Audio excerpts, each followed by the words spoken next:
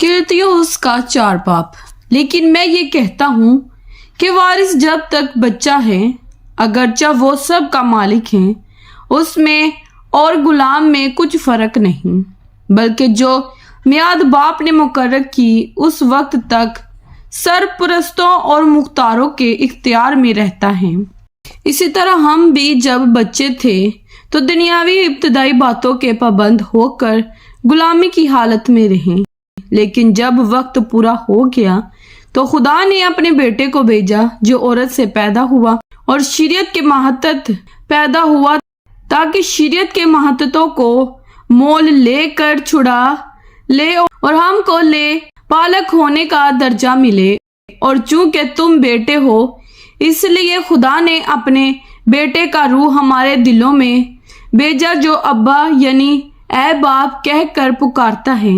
बस अब तो गुलाम नहीं बल्कि बेटा है, और जब बेटा हुआ तो खुदा के वसीले से वारिस भी हुआ।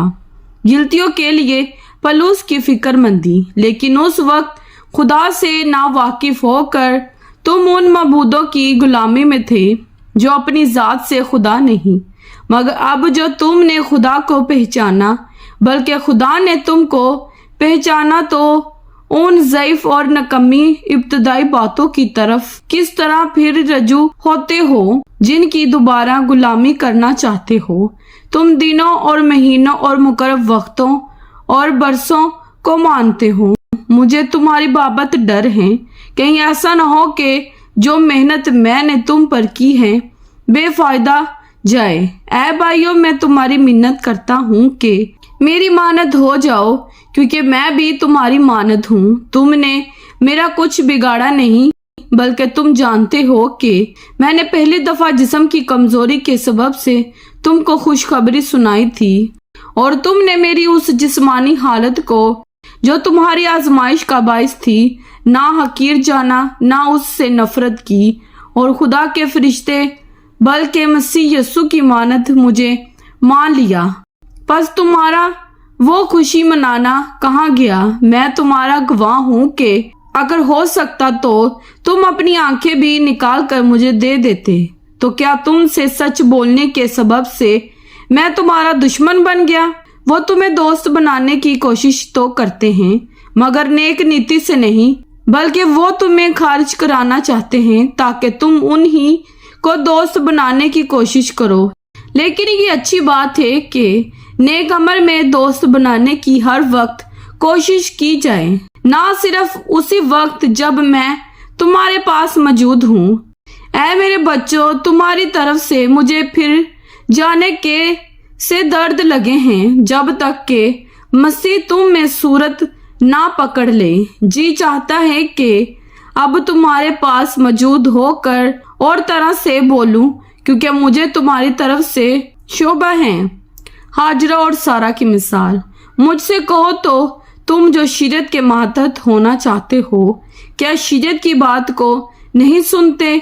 ये लिखा है कि अब्राहम के 2 बेटे थे, एक लोंडी से दूसरा आजाद से, मगर लोंडी का बेटा जिस्मानी तौर पर और आजाद का बेटा वादे के सबब से पैदा हुआ।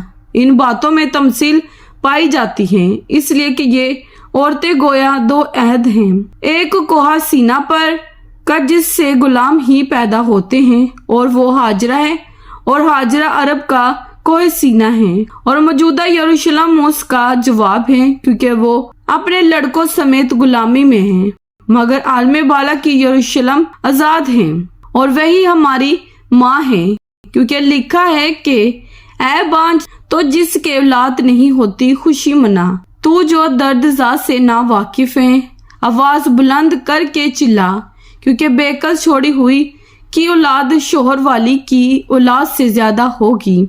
बस ऐ भाइयों, हम इसहाक की तरह वादे के फर्जंद हैं, और जैसे उस वक्त जिस्मानी पैदाइश वाला रूहानी पैदाइश वाले को सताता था, वैसे ही अब भी होता है। मगर किताब मुकद्दस क्या कहती है? ये कि लोंडी और उसके बेटे को निकाल दे, क्योंकि लोंडी का बेटा आजाद के बेटे के साथ हरगिज वारिस ना होगा। बस ऐ भाइयों, हम लोंडी के फर्जंद नहीं बल्कि आजाद के फर्जंद हैं। आमीन। कलाम पाक के पढ़े اور سنے جانے پر خداوند کی خاص برکت ہو۔ خداوند کا شکر ہو، آمین۔ خداوند آپ سب کو برکت دے، آمین۔